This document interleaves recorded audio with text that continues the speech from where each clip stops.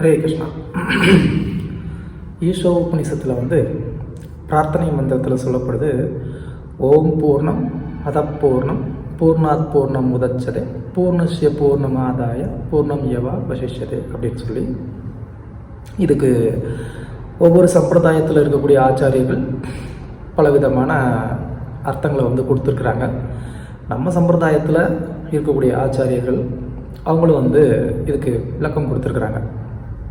அதில் நம்ம சம்பிரதாயத்தில் பக்தி வினோத் தாக்கூர் அவர் ரொம்ப அற்புதமான ஒரு விளக்கத்தை கொடுத்துருக்கிறாரு.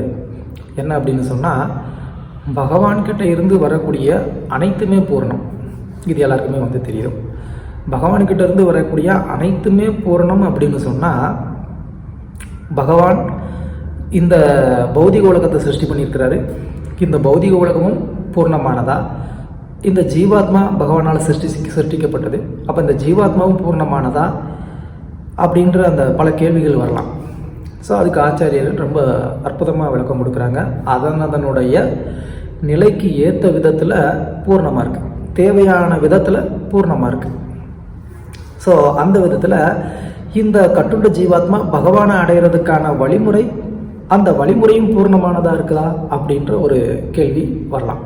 ஸோ கண்டிப்பாக பகவானை அடைவதற்காக கொடுக்கப்பட்ட வழிமுறை, அதுலேயும் குறிப்பாக பக்தி தொண்டு அப்படிங்கிறது ரொம்ப ரொம்ப அது பூர்ணமானது அப்படின்னு சொல்கிறதுல ஒரு கிஞ்சித்தளவு கூட நமக்கு சந்தேகம் தேவையில்லை. இந்த பக்தி தொண்டு நமக்கு பல விதங்களில் நம்ம பார்க்குறோம்.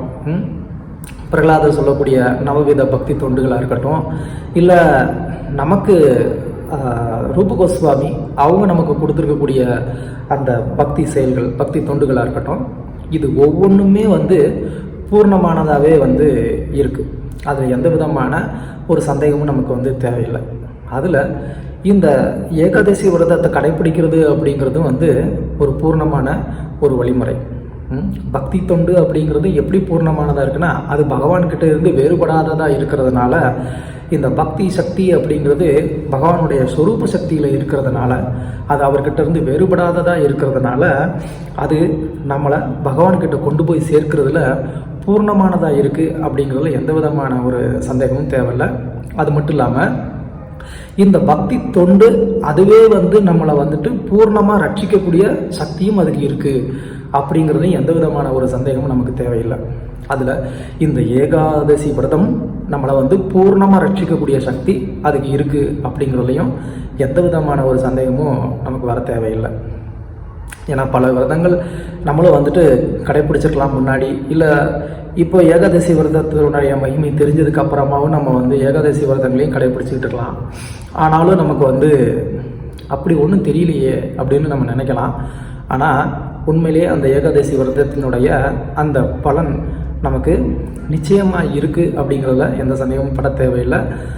அந்த ஏகாதசி விரதமே நம்மளை பூர்ணமாக ரட்சிக்கக்கூடிய ஒரு சக்தியை கொண்டிருக்கு அப்படிங்கிறதுலையும் எந்த விதமான ஒரு சந்தேகமும் நமக்கு வர தேவையில்லை. எப்படி பகவான் தன்னுடைய பக்தர்களை தன் பக்கத்தில் இருந்து அவர் ரட்சிக்கிறாரோ, அந்த பக்தர்களுக்கு வேண்டியதை நான் கொடுப்பேன் அப்படின்னு சொல்லி பகவத்கீதையில் கிருஷ்ணன் சொன்னாரோ, அந்த ஒரு செயலை பகவானே நேரடியாக பண்ணணுன்ற ஒரு அவசியம் கூட இல்லை. இந்த பகவானுடைய பக்தி சக்தியே என்ன பண்ணுது, அது அந்த பக்தர்களுக்கு தேவையானதை கொடுக்குது அப்படிங்கிறதுல எந்த ஒரு சந்தேகமும் இல்லை. தேவையானதை கொடுக்கறது மட்டும் இல்லை, காப்பாற்றவும் செய்யுது அப்படிங்கிறதுல எந்த விதமான சந்தேகமும் இல்லை. ஸோ அப்படி ஒரு பக்தரை இந்த ஏகாதசி அப்படின்ற இந்த தேவி, ஏகாதசி அப்படிங்கிற இந்த தேவி சக்தி அவங்களே எப்படி ஒரு பக்தனை ப்ரொடெக்ட் பண்ணாங்க அப்படிங்கிறத நாம் இந்த ஒரு கதை மூலமாக நம்ம பார்க்கலாம். ஸோ நம்ம இப்போ பார்க்க போகிற ஏகாதசி என்ன அப்படின்னு சொன்னால், ஆம்லக்கி ஏகாதசி, அதோடைய ஒரு மகத்துவம் என்ன அப்படிங்கிறத நம்ம பார்க்க போகிறோம். இந்த விரதத்தோடைய மகிமை புராணங்களில் சொல்லப்பட்டிருக்கு. பத்ம புராணத்தில் வசிஷ்டர் மாந்தாதருக்கு இந்த ஒரு விரதத்துடைய மகிமையை சொல்கிறதா அங்கே சொல்லப்படுது. ஸோ இந்த ஆம்லக்கி விரதத்தை சைத்திரதா அப்படின்னு சொல்லி ஒரு ராஜா கடைபிடித்ததாக சொல்லப்படுது. ஓகே, இந்த சைத்திரரதன் அப்படிங்கிற இந்த அரசன் ரொம்பவும் தர்மவான், மிகச்சிறந்த ஒரு பக்தன். தர்மத்தை விட்டு கொஞ்சம் கூட பிறளாமல் ரொம்ப அற்புதமான ஒரு ஆட்சி செய்யக்கூடியவன். அந்த மாதிரி அவனுடைய ஆட்சி சிறப்பாக நடந்துக்கிட்டு இருக்கு. தர்மத்திலிருந்து பிறளாததுனால அவனுடைய ஆட்சியில் மாதம் மும்மாரி மழை பொழியுது. மும்மாரி மழை அப்படின்னு சொன்னால் என்ன அர்த்தம்? 3 நபர்களுக்காக பெய்யக்கூடிய ஒரு மழை அப்படின்னு அர்த்தம். யார் யாருக்காக அப்படின்னு சொன்னால், முதல் மழை வந்து நல்ல வேதங்களை கசடர கற்றறிந்த அந்த ஒரு பிராமணர்களுக்காக, அதன்படி நடக்கக்கூடிய அந்த பிராமணர்களுக்காக பெய்யக்கூடியது முதல் மழை. 2வது மழை யாருக்கு அப்படின்னு சொன்னால், கற்புடைய பெண்களுக்காக. அந்த தேசத்தில் அப்படி கற்புடைய பெண்கள் இருக்கிறாங்க அப்படின்னா அவங்களுக்காகவே மாதம் ஒரு முறை மழை பெய்யும். அதுக்கப்புறமா நீதி தவறாமல் ஆட்சி செய்யக்கூடிய அந்த அரசனுக்காக 3வது மழை. ஸோ இப்படி ஒரு தேசத்தில் மாதம் 3 முறை மழை பொழியுது அப்படின்னு சொன்னால், அப்போ அந்த தேசத்தில் இது போன்ற அந்த 3 விஷயங்களும் சிறப்பாக இருக்குன்னு அர்த்தம். இந்த சைத்திரரதனுடைய ஆட்சியில் அது ரொம்ப வந்து சிறப்பாகவே வந்து நடந்துக்கிட்டு இருக்கு. மக்கள் எல்லாருமே வந்து பக்தர்களாகவே இருக்கிறாங்க. யதா ராஜா ததா பிரஜா அப்படின்னு வந்து சொல்லுவாங்க. அரசன் எவ்வளியோ பிரஜைகள் அவ்வளி. அதனால் இங்கே அரசனும் வந்து ஒரு சிறந்த ஒரு விஷ்ணு பக்தனாக இருக்கிறதுனால அவனுடைய தேசத்தில் இருக்கக்கூடிய பிரஜைகள் எல்லாருமே வந்து எப்படி இருக்கிறாங்க, அவங்களும் வந்து விஷ்ணு பக்தர்களாகவே இருக்கிறாங்க. எல்லாரும் வந்து இந்த வர்ணாசிரம கொள்கைகளை வந்து ரொம்ப சிறப்பாக வந்து கடைபிடித்து அனைவருமே வந்துட்டு ரொம்ப சந்தோஷமாக வந்து வாழ்க்கையை நடத்திக்கிட்டு இருக்கிறாங்க. அங்கே எந்த விதமான ஒரு பாகுபாடும் இல்லாமல் அந்த ராஜ்யம் ரொம்ப சீரும் சிறப்புமாக செழிப்பாக அது வந்து நடந்துக்கிட்டு இருக்கு.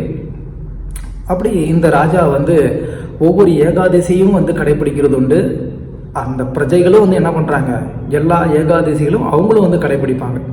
ஏன்னா அரசனே வந்து ஏகாதசி கடைபிடிக்கும் போது பிரஜைகள் பண்ண மாட்டாங்களா? எப்படி வந்து பிரதமர் யோகா பண்ணார் அப்படின்னு சொன்னால் நாடே வந்து யோகா பண்ணுது. அது மாதிரி வந்து இந்த ராஜா ஏகாதசி விரதத்தை கடைபிடிக்கிறதுனால பிரஜைகளும் எல்லாரும் தவறாமல் வந்து ஏகாதசி விரதங்களை கடைபிடிச்சிக்கிட்டு இருந்தாங்க. அப்போது இந்த ஆம்லக்கி அப்படிங்கிற அந்த ஏகாதசி வருது. அந்த ஏகாதசியில் இந்த சைத்திரரதன் அப்படிங்கிற அந்த அரசன் என்ன பண்ணுறான், அந்த ஆம்லக்கி அப்படின்னு சொன்னால் நெல்லிக்காய் நமக்கு தெரியும். அந்த நெல்லிக்காயின் மரத்தின் அடியில் என்ன பண்ணுறான், ஒரு கலசத்தில் சாஸ்திரம் சொன்னபடி அந்த கலசத்தை வந்து ஆவாகனம் பண்ணி அந்த கலசத்தில் பரசுராமரை வந்து பிரதிஷ்டை பண்ணுறான், ஆவாகனம் பண்ணுறான். நெல்லிக்காய் அப்படின்ற அந்த மரத்தில் லக்ஷ்மி வந்து வாசம் பண்ணுறாங்க அப்படிங்கிறது நமக்கு தெரியும். ஸோ இந்த கும்பத்தில் பரசுராமரை வந்து ஆவாகனம் பண்ணி அந்த அரசன் என்ன பண்ணுறான், அன்றைய ஏகாதசி விரதத்தை வந்து கடைபிடித்து அந்த கலசத்துக்கு அபிஷேகமும் அந்த நெல்லிக்காய் மரத்துக்கு வந்து அர்ச்சனைகளும் பூஜைகளும் இது எல்லாமே வந்து பண்ணிகிட்ருக்கான். அந்த நெல்லிக்காய் மரத்தில் லக்ஷ்மி மட்டும் இருக்கிறது இல்லாமல் லக்ஷ்மியோடு சேர்ந்து பகவான் கிருஷ்ணர் தாமோதரன் அவரும் வந்து அந்த மரத்தில் இருக்கிறதா வந்து பார்த்து மொத்தமாக அங்கே வந்து அந்த பூஜைகள் எல்லாமே வந்து நடக்குது.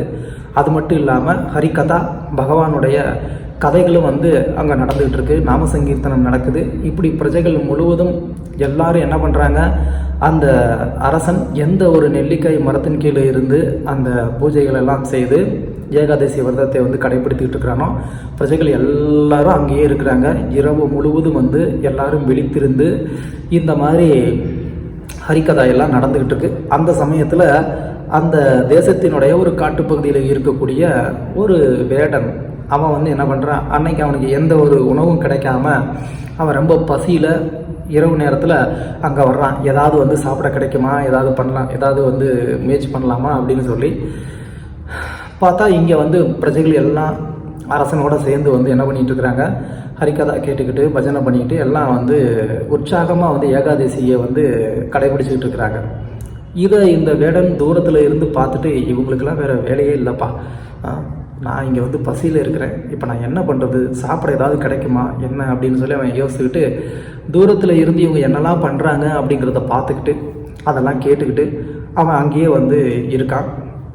வேறு வழி இல்லை, இவங்களே வந்து விரதம் இருக்கிறாங்கன்னு சொல்லிட்டு இருக்கிறப்போ இவங்ககிட்ட போய் நான் என்ன வந்து சாப்பிட்றதுக்குன்னு கேட்க முடியும் அப்படின்னு சொல்லி அவன் என்ன பண்ணுறான், அங்கேயே வந்து அவனும் வந்து இருந்து சரி இந்த ஏகாதசி விரதம்னா என்ன தான் பண்ணுறாங்க அப்படிங்கிறத நம்ம பார்ப்போம் அப்படின்னு சொல்லி என்ன பண்ணுறான், அவனும் அங்கேயே வந்து இருந்துட்டு இரவு முழுவதும் விழித்திருந்து அவனும் அங்கே நடக்கிறதெல்லாம் பார்த்துக்கிட்டு கேட்டுக்கிட்டு இருக்கிறான்.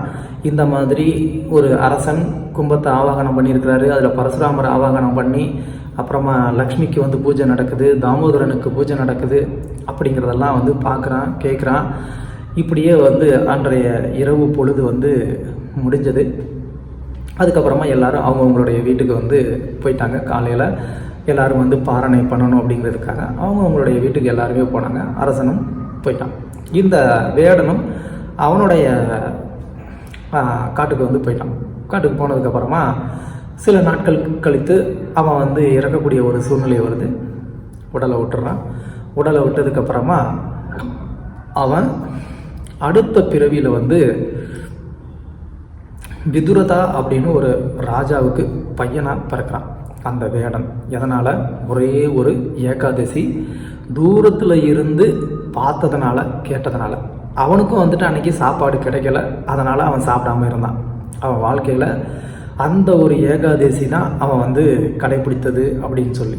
ஸோ அந்த ஒரு ஏகாதசியை அவன் வந்து கடைப்பிடிச்சதுனால, அதாவது பகவானுக்கு மேலே எந்த விதமான ஒரு விரோதமும் இல்லாமல், வெறுப்பும் இல்லாமல், இன்னைக்கு ஏகாதசி அப்படிங்கிறத வந்து உணர்ந்து அந்த ஏகாதசியோடைய விரதத்தை அவன் வந்து ஏற்றுக்கிட்டு, அதாவது வேறு வழியும் இல்லை, அதே நேரத்தில் இரவு முழுவதும் விழித்திருந்து பகவானுடைய கதைகளையும் அவன் வந்து கேட்டுக்கிட்டு இருந்ததுனால என்னாச்சு, அடுத்த பிறவியில் அவன் வந்து ஒரு அரசனுடைய பையனாக பிறந்தான். யோசித்து பாருங்கள், ஒரே ஒரு ஏகாதசி முழு விருப்பத்தோடு அவன் வந்து கடைப்பிடிக்கலை, சும்மா தூரத்தில் இருந்து பார்த்துக்கிட்டான், அவ்வளோதான். அதுக்கு அவன் வந்து அடுத்த பிறவியில் ஒரு அரசனுடைய பையனாக பிறப்பான் அப்படின்னா, அப்போ நாம் ஒவ்வொரு ஏகாதசியும், இந்த ஏகாதசி பகவானுக்கு ரொம்ப பிரியமானது, இந்த நாளில் நான் வந்து பகவானுக்கு பிரியமான காரியங்களில் நான் வந்து ஈடுபடணும், நான் பகவானுடைய பக்தி தொண்டில் வந்து ஈடுபடணும், அவருடைய நாம ஜபம் நான் வந்து அதிகமாக பண்ணணும், அவருடைய கதைகளை நான் வந்து கேட்கணும் அப்படின்ற அந்த ஒரு உணர்வோடு நம்ம ஒவ்வொரு ஏகாதசியும் நம்ம கடைபிடித்தோம் அப்படின்னா, அப்போ நமக்கு எந்த மாதிரியான ஒரு பலன் கிடைக்கும் அப்படின்னு நம்மளே வந்து யோசித்து பார்க்கலாம். ஓகே, இந்த விதுரதா அப்படிங்கிறவர் வந்து நம்ம மகாபாரதத்தில் பார்க்கக்கூடிய விதுரன் கிடையாது, இவர் வேறு விதுரதா அப்படின்னு சொல்லி, அவருடைய பையன் வசுதா அப்படின்னு சொல்லி அவனுடைய பேர். இந்த வேடன் தான் வசுதா அப்படின்னு சொல்லி அவன் வந்து பிறந்திருக்கிறான். இப்போது அந்த ஏகாதசி விரதத்தை அவன் கடைப்பிடிச்சதுனால பிறவியில இருந்தே இவன் வந்து ஒரு நல்ல ஒரு பக்தனாக வந்து வளர்றான். அந்த ராஜா அவரும் ஒரு பக்தராக, விதுரதாவும் வந்து ஒரு பக்தராக இருக்கிறதுனால இவன் பிறந்ததுலேருந்தே நல்ல விஷ்ணு பக்தனாக வந்து வளர்றான், நல்ல பக்தி பண்ணுறான். இவனும் வந்து எல்லா ஏகாதசியும் இவன் வந்து கடைப்பிடிக்கிறான். ஸோ இப்படி இவன் எல்லா ஏகாதசியும் கடைப்பிடித்து சிறப்பாக பக்தி பண்ணிக்கிட்டு இருக்கக்கூடிய சமயத்தில் ஒரு முறை இவன் வந்து பிரயாணம் பண்ண வேண்டிய ஒரு சூழ்நிலை ஏற்படுது. அந்த பிரயாண சமயத்தில் ஒரு ஏகாதசி தினமும் வருது. அந்த ஏகாதசி தினத்தில் விரதம் இருக்கணும் அப்படிங்கிறதுக்காக பிரயாணத்தை வந்து தவிர்த்து அவன் வந்து என்ன பண்ணுறான், ஒரு இடத்துல வந்து ஓய்வு எடுக்கிறாங்க. அப்படி ஓய்வு எடுத்துக்கிட்டு இருக்கக்கூடிய சமயத்தில் தன்னுடைய அந்த ஒரு உடல் சோர்வின் காரணமாக அவனை அறியாமலே அவன் வந்து என்ன பண்ணிடுறான், தூங்கிடுறான். ஸோ அந்த சமயத்தில் அந்த பக்கமாக சில மிலேச்சர்கள் வர்றாங்க. மிலேச்சர்கள் அப்படின்னு சொன்னால் இந்த காட்டுவாசிகள், அந்த காட்டுவாசிகள்லேயே இன்னும் வந்து ரொம்ப கீழ்நிலையாக இருக்கக்கூடிய அந்த மாதிரியான நபர்கள். அவங்க வந்து பார்க்குறாங்க இந்த வசுதா அப்படிங்கிறவன் தூங்கிட்டு இருக்கிறத. அப்போது அவங்களுக்கும் அவங்களுடைய அந்த வம்சத்துக்கும் இவனுக்கும் முன்னாடியே கொஞ்சம் பகை இருந்தது. அவனுடைய உறவினர்கள்லாம் ஒரு குற்றவாளிகள், அதனால் அவன் வந்து முன்னாடியே அவங்களெல்லாம் தண்டிச்சிருந்தான். இப்போது இவங்க வந்து இதுக்கு சரியான ஒரு நேரம், அவன் தூங்கிக்கிட்டு இருக்கிறான், நம்ம என்ன பண்ணிடலாம், அவனை வந்து நம்ம கொண்டுடலாம் அப்படின்னு சொல்லி என்ன பண்ணுறாங்க, அந்த அரசனை கொல்றதுக்காக அவங்கக்கிட்ட இருந்தக்கூடிய ஆயுதத்தை எடுத்து என்ன பண்ணுறாங்க, அந்த அரசனுடைய கழுத்தை வெட்டலாம் அப்படின்னு சொல்லி முயற்சி பண்ணுறாங்க. ஒவ்வொருத்தரும் அவங்ககிட்ட இருக்கக்கூடிய ஆயுதத்தை எடுத்து வந்து அந்த அரசனை கூறு கூறாக வெட்டலாம் அப்படின்னு சொல்லி வந்து முயற்சி பண்ணுறாங்க. ஆனால் எந்த ஆயுதமும் வந்து அந்த அரசனுடைய தேகத்தை ஒன்றுமே பண்ணலை. எல்லாருக்குமே ஆச்சரியம், என்னடா அது, இந்த ஆயுதம் எதுவுமே அவனை வந்து தாக்க மாட்டேங்குது அப்படின்னு சொல்லி. ஸோ அந்த சமயத்தில் அவனுடைய தேகத்திலிருந்து ஒரு அற்புதமான பிரகாசமான ஒரு அழகான ஒரு பெண் வெளியில் வந்தாங்க. கைகளில் வந்துட்டு 6 கைகளோட நல்லா வந்து ஆயுதங்கள் தாங்கி அவங்க வந்தாங்க. சங்கு, சக்கரம், கதை, வாள் அப்படின்னு சொல்லி அந்த ஒரு பெண்ணை பார்த்து அவங்களுக்கெல்லாம் வந்து பயங்கரமான ஒரு அதிர்ச்சி. என்னடா அது, இப்படி ஒரு பெண்ணை நாங்கள் இது வரைக்கும் பார்த்ததே இல்லையே, எப்படி இவனுடைய தேகத்திலேருந்து இப்படி வந்து வெளியில் வந்தாங்க அப்படின்னு சொல்லி அவங்க எல்லாம் அந்த இடத்துல இருந்து ஓடுறதுக்கு முன்னாடியே அந்த பெண் என்ன பண்ணாங்க, அவங்கள எல்லாம் வந்து வதம் பண்ணாங்க. அந்த பெண் அந்த மிலேச்சர்கள் எல்லாத்தையும் வந்து வதம் பண்ணிட்டாங்க. வதம் பண்ணதுக்கு அப்புறமா அந்த பெண் திரும்ப அவனுடைய தேகத்துக்குள்ளேயே வந்து போய் ஐக்கியமாயிட்டாங்க. இவன் கொஞ்சம் நேரம் கழித்து என்னடா அது, இன்றைக்கி வந்து நம்ம தூங்கிட்டோமே அப்படின்னு சொல்லி அவன் எந்திரிச்சு பார்க்குறான். பார்த்தா அங்கே தூரத்தில் இந்த மாதிரி வந்து மிலேச்சர்கள் இவங்களாம் வந்துட்டு இறந்து கிடக்கிறத வந்து பார்க்குறான். இவனுக்கு ஒன்றுமே புரியல, இவங்களாம் எப்படி இங்கே வந்தாங்க, யார் இவங்கள கொன்னா அப்படின்னு சொல்லி அவன் ஆச்சரியத்தோடு வந்து அவன் பார்க்குறான். ஒன்றுமே புரியல. அந்த சமயத்தில் தான் வந்து அவனுக்கு ஒரு அசரீரி வாக்கு கேட்குது. இந்த மாதிரி இவங்கெல்லாம் உன்னை கொல்லணுன்றதுக்காக வந்தாங்க. நான் வந்து ஏகாதசி தேவி, நீ வந்து இவ்வளவு நாள் சிறப்பாக இந்த ஏகாதசி விரதங்களெல்லாம் நீ கடைபிடித்து விஷ்ணுவுக்கு நீ பக்தி பண்ணுறதுனால இந்த மிலேச்சர்கள்ட்டேருந்து நான் தான் உன்னை காப்பாற்றினேன், அவங்களெல்லாம் வதம் பண்ணுறது நான் தான் அப்படின்னு சொல்லி அவனுக்கு அந்த அசரீரி வாக்கு கேட்குது. அதை பார்த்து அவனுக்கு வந்துட்டு பரம ஆனந்தம். இப்படி ஒரு பக்தன் முழிச்சிருக்கும் போது அவனுக்கு வந்துட்டு ஒரு ஞானத்தை, புத்தியை, உடல் சக்தியை கொடுத்து காப்பாற்றுறது அப்படிங்கிறது வேற. ஆனால் அவன் உறங்கி கொண்டிருக்கிறப்போ அவனுக்காக வந்து இந்த மிலேச்சர்கள் எல்லாத்தையுமே வந்துட்டு வதம் பண்ணது அப்படிங்கிறது எவ்வளோ பெரிய ஒரு காரியம். அப்படின்னா பகவான் எவ்வளோ கருணையானவராக இருக்கிறாரு. அதுக்கு மேலே அவருடைய சக்தியான இந்த பக்தி சக்தி, இந்த ஏகாதசி தேவி, இவங்க வந்து எந்த அளவுக்கு நம்ம மேலே வந்து கருணையாக இருக்கிறாங்க அப்படிங்கிறத நம்ம வந்து புரிஞ்சுக்கணும். எப்படி அந்த ஏகாதசி தேவி அந்த நாளில் விரதத்தை கடைப்பிடிக்கக்கூடிய ஒவ்வொருத்தவங்க மேலேயும் அவங்க வந்து ஒரு கருணையாக இருக்கிறாங்க. அவங்க எல்லாருக்கும் வந்து அவங்க தன்னுடைய ஒரு பாதுகாப்பை கொடுக்குறாங்க அப்படிங்கிறத நம்ம வந்து தெரிஞ்சுக்கணும். ஸோ இது இந்த ஆம்லக்கி ஏகாதசி விரதம்னு இல்லை, எல்லா ஏகாதசி விரதத்துக்கும் இது வந்து பொருந்தும். ஸோ அதனால் இந்த ஏகாதசி விரதங்களை நம்ம கடைபிடிக்கிறதுல சோம்பேறித்தனம் இல்லாமல் நம்ம சிறப்பாக இந்த ஏகாதசி விரதங்களை கடைபிடிக்கிறதுக்கு நம்ம வந்து முயற்சி செய்தோம் அப்படின்னு சொன்னால் பகவானுடைய கருணை நமக்கு கண்டிப்பாக கிடைக்கும் அப்படிங்கிறதுல எந்த ஒரு சந்தேகமும் இல்லை. ஹரே கிருஷ்ணா.